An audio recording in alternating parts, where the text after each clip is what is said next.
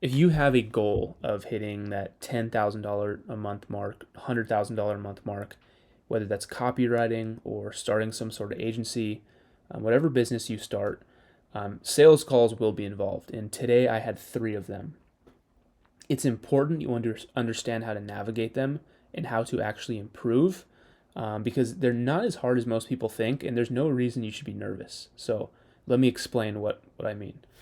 So to start, you need to record every single call, and you need to have a folder on your computer where you're storing them and then revising them at a later date. Every Saturday, I revise my sales calls to see what I can improve on. And this is the most important part, which is identifying their objections.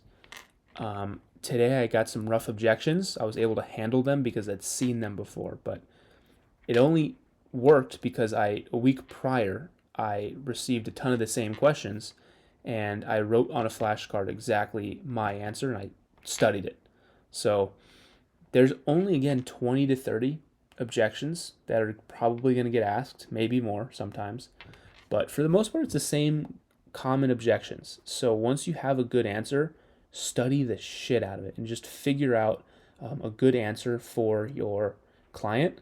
And I mean, you can do something like ChatGPT, you could talk with someone else, you can look at YouTube sales calls live and look at other people handling objections. There's a lot of ways to figure out what a good answer would be, but that is one of the biggest secrets, I think, of this whole process, because part of it is figuring out how to get appointments to show up to calls and also just get appointments in general. And then the next part is the sales call. And I think a lot of people struggle with that. For me, just to get more personal, I was struggling with pricing. I had this kind of limiting belief that I didn't feel like I could get a rev share of someone's company. Just because in my head, I would never give that up. But I was far from the truth.